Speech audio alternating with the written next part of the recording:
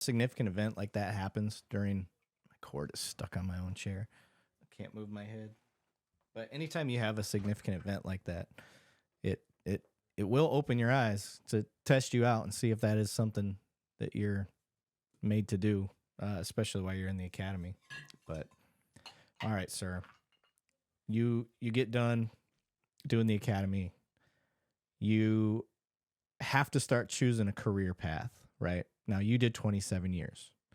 You start seeing all these different jobs. There's SWAT, there's vice, there's narcotics, there's all these different types of specialties. You could be a community oriented police. You could do, SRO. There's all these different paths as you're going to join a very large police department. And as you're getting into it versus how you ended, I'm just curious, how much did that path veer? A lot. That's how it did for me too. It veered a lot. It didn't go at all the way I thought it would go. And I rose a lot further than I ever intended to as when I was in the academy. I had two goals in the academy. One was to be a homicide detective, which didn't happen that way, but we'll talk about later. Okay. And then I wanted to retire as a lieutenant because you could take a test all the way to lieutenant, and I was pretty sure that I was a decent test taker. I could make lieutenant on my own, and I didn't anticipate I would ever get promoted past the rank of lieutenant. Okay. Now, how does promotion work at Atlanta as far as getting past lieutenant? Is it what do they call it?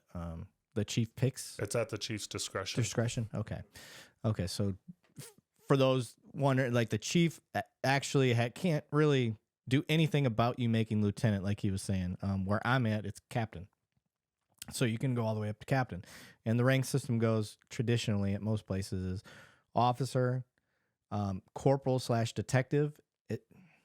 Sometimes that's a promotion. Sometimes it's just a lateral move. It's actually another chief picked position in Atlanta, but it does Really? get a pay raise. Okay. But you get a pay raise. And then sergeant, lieutenant, and then captain for us. And some places have majors.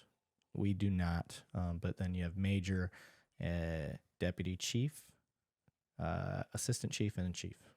So it's officer, senior police officer, or detective. Okay. Sergeant, lieutenant, captain, major, deputy chief, one assistant chief, and one chief of police. Okay. Yeah. So you only have one assistant chief. Yeah. Nice. I think we have two where I'm at. But that's appointed. That's the word I was looking for. It's appointed by the chief after you get past. For you guys, it was lieutenant. And for us, it's captain. And commanders. Commanders is a position now for us. Which is basically a major position. Yeah, exactly. And it has its pros and it has its cons. I think a lot of times when you get an appointed position, depending on the chief, some chiefs kind of like if you ever watch Blue Bloods, they'll pick somebody that is counter to them to keep them balanced. But then other times they just want yes men and people that are gonna fall in line, toe the line while they're running the show. I think it has its ups and downs with that, but as long as things are going good, I really don't have much complaints. Yeah, we'll talk a little bit later about some of the politics of the ivory tower type stuff. You have a much better view of it than I do. I'm still looking up at it. You were amongst them. So I'm gonna pour me a little more, sir, because I'm not nursing mine with a baby nipple over there. Just saying. I'm just trying to make sure I don't say the wrong thing here big time. We can always edit it out. All right, so you get going. You said you wanted to be a homicide detective, but it veered. And what did you specialize in throughout your career? For me, I'll give you an example. For me, I did public order, control tactics. I was an academy instructor and stuff like that. And then property crimes. Those are probably my three. And then real-time crime stuff. So I'll say 4. Those are my 4 specialties. I think I know a little bit more than the average Joe. So if I specialized in anything, it was auto theft. Okay. Like I got really good at that. There were 3 of us, 4, really 4, maybe 5 of us on the department that took a big interest in auto theft.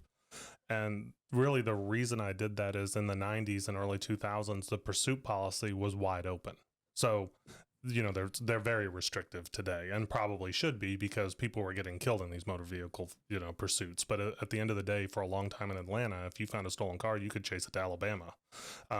So I mean, I went looking for car chases, and the way I found them was to get good at spotting stolen cars. Right. Yeah. Stolen car is going to run typically, and Georgia State Police are very popular for chasing stolen vehicles. And they still do it to this day. Their policy is much different than the city's policy. Yes. Yeah. Georgia State Police don't play, and they have they put out the videos. They put them out themselves. And ever since that, I'll call him a dumbass. I don't care. The dude that jumped up on the hood, that was such poor police tactics, in my opinion. That was so unsafe, but it looked so badass. I'll give him that. It did look fucking cool.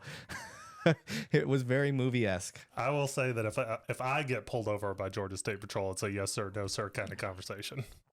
Fair enough. Yeah, it is unreal. I think it's state police in general. I think there's a different level amongst state police agencies. Yeah. Yes. And as a matter of fact, this veers into a quick story. So I was in Virginia to do another meeting last week, and the only other person in the subway I'm grabbing a sandwich at is a Virginia state policeman. And the lower half of his trousers are just like covered in mud, which you never see, right? Yeah. Like normally they're spit polished people.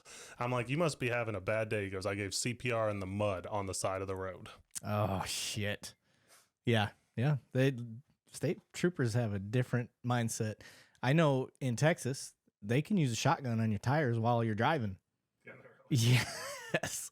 So any chance we get, if we can get DPS into the pursuit, we're getting them into the pursuit, because they can end it better than we can. They can pit, they can do all that stuff. We can't do that stuff anymore. Yeah, their liability is different is really what it boils down to. Right.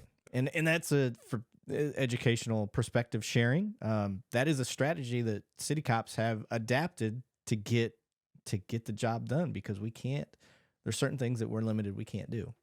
I know that if it's simply a traffic offense, we can't chase them. If it's just a traffic offense, if that's your reason for pulling them over and they take off running, we can't chase you. We reduced it to basically violent felonies that we can't easily solve another way, or the person's such a danger to the public that the risk is worth it. In case something goes wrong, we could get on television and go, look, this guy just murdered 2 people. Yeah. We're not going to just let him go. The accident's terrible, and we're sorry that some innocent civilian was injured, but this was worth the risk. Yeah. And you can't do that for a traffic offense or a property crime offense, because right. It's just not worth it at that point.